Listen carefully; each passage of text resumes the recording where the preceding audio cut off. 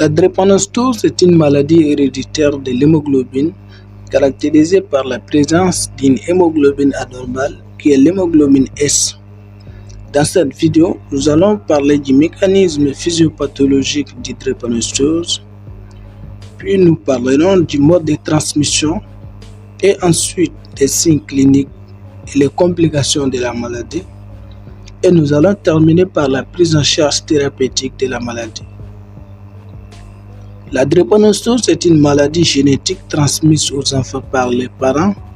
C'est l'hémoglobinopathie la plus fréquente à travers le monde, aussi appelée l'anémie à cellules falciformes. La drépanocytose touche les globules rouges et est caractérisée par une anomalie de l'hémoglobine, principale protéine du globule rouge. L'hémoglobine transporte l'oxygène depuis les poumons vers les tissus et participe à l'élimination du dioxyde de carbone. Dans la drépanocytose, la forme anormale adoptée par cette protéine engendre des déformations des globules rouges qui deviennent fragiles et rigides. Ces anomalies favorisent l'anémie, les crises vaso-occlusives douloureuses et un risque accru aux infections. L'hémoglobine est un complexe protéique constitué de 4 sous-unités ou chaînes, des sous-unités d'alpha-globine et des sous-unités de bêta-globine.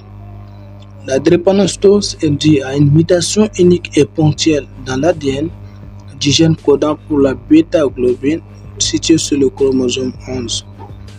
La conséquence de cette mutation ponctuelle, c'est le remplacement de l'acide glutamique hydrophile par la valine hydrophobe.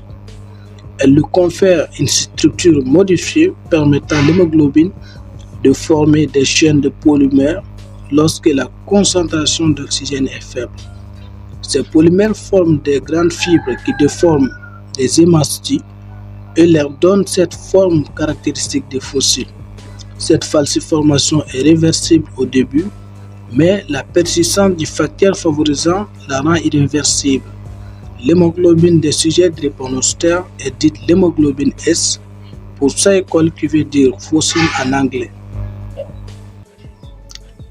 La drépanocytose est une maladie génétique héréditaire à transmission dite autosomique récessive, ce qui veut dire que chacun des parents doit transmettre les gènes mutés à l'enfant pour que la maladie se déclare chez ce dernier.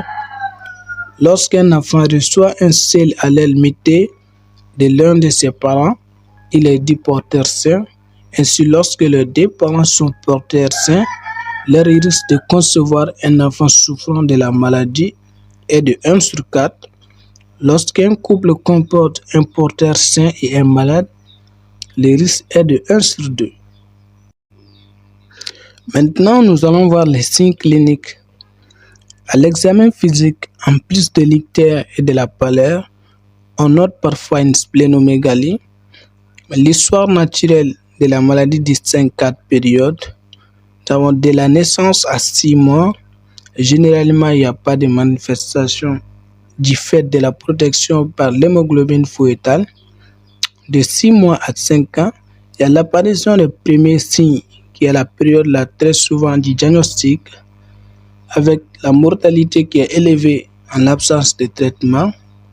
De 5 à 20 ans, nous avons les crises douloureuses à répétition, le début de certaines complications, la vie scolaire et la vie estudiantine. Après 20 ans, nous avons les crises à répétition, le début des complications chroniques, les difficultés liées à l'insertion socio-professionnelle. Après l'examen clinique sur l'hémogramme, nous allons voir une anémie normochrome normocytaire régénérative. Nous avons la présence de drépanocytes sur l'examen du frottis sanguin.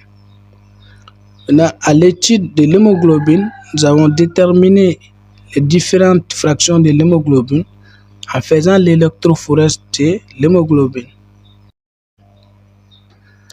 Voyons maintenant les complications de la drépanocytose.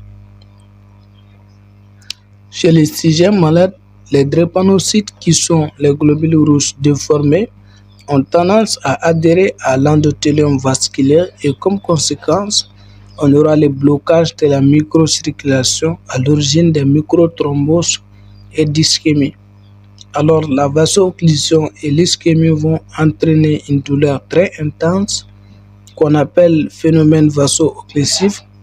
Ce phénomène est à l'origine de plusieurs complications aiguës et chroniques. La première complication aiguë est la crise vaso-occlusive. La vaso-occlusion et l'ischémie vont entraîner une douleur très intense sous forme de dactylite, qui est une inflammation des doigts et des orteils et qui survient entre 6 mois et 2 ans. Il peut y avoir aussi des douleurs articulaires. C'est cette symptomatologie qui domine dans la maladie drépanocytaire. Une autre complication est la séquestration splénique aiguë, qui est un phénomène immunologique avec la rétention de globules rouges au sein de la rate et sa destruction par le système réticulo-endothélial. Elle se caractérise par une baisse brutale du taux d'hémoglobine associée à une augmentation brusque de la taille de la rate, avec une anémie sévère qui peut mettre en jeu le pronostic vital du malade. On a aussi le syndrome thoracique aigu. Il s'agit de l'une des complications les plus sévères de la drépanocytose. Il survient suite à une crise vaso-occlusive persistante. Elle est caractérisée par une douleur thoracique, par la toux, la fièvre, la dyspnée aiguë, une expectoration et des anomalies auscultatoires. Les accidents vasculaires cérébraux sont aussi des complications liées à une atteinte vasculaire. Ils surviennent généralement avant les 20 ans, surtout les homozygotes. Chez les sujets homozygotes, il peut s'agir d'accidents vasculaires cérébrales ischémiques par obstruction vasculaire ou d'accidents vasculaires hémorragiques par rupture vasculaire. Constitue une urgence vitale. On a aussi les priapismes, les infections aiguës, l'aggravation de l'anémie par hémolyse des globules rouges déformés. Et on a aussi maintenant les complications chroniques. À long terme, les phénomènes vaso-occlusifs peuvent altérer le fonctionnement de tous les organes. Les organes les plus fréquemment concernés sont le cerveau, les os, les reins, la vésicule biliaire, la peau, le cœur, les poumons. La prise en charge nécessite la collaboration avec tous les spécialistes d'organes. Il peut y avoir la vasculopathie cérébrale par atteinte vasculaire cérébrale sous forme de sténose ou liée à la baisse du flux sanguin. Les complications chroniques osseuses comme la nécrose aseptique des têtes fémorales, les infections chroniques qui sont l'ostéomyélite. Les complications ophtalmologiques sont dominées par les rétinopathies drépanocytaires. On a aussi les néphropathies drépanocytaires, à savoir la tibulopathie. Les complications digestives qui sont dominées par la lithiase vésiculaire, surtout chez les sujets homozygotes.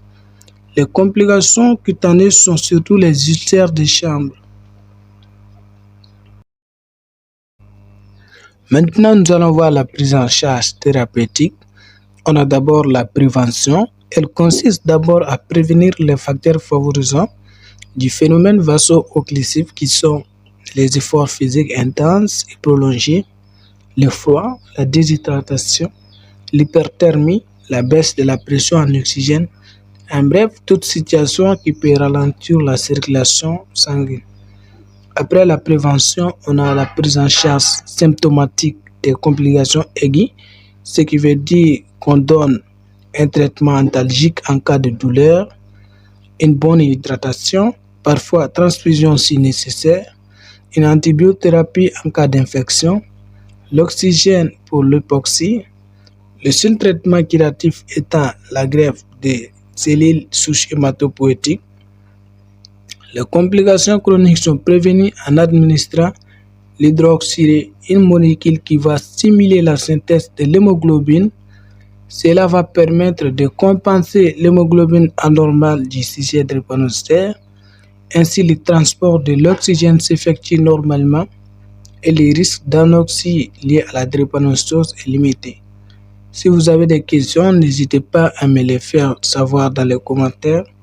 J'espère que cette vidéo vous aura plu. Si c'est le cas, n'hésitez pas à m'aider à promouvoir ma chaîne, à me donner un pouce bleu.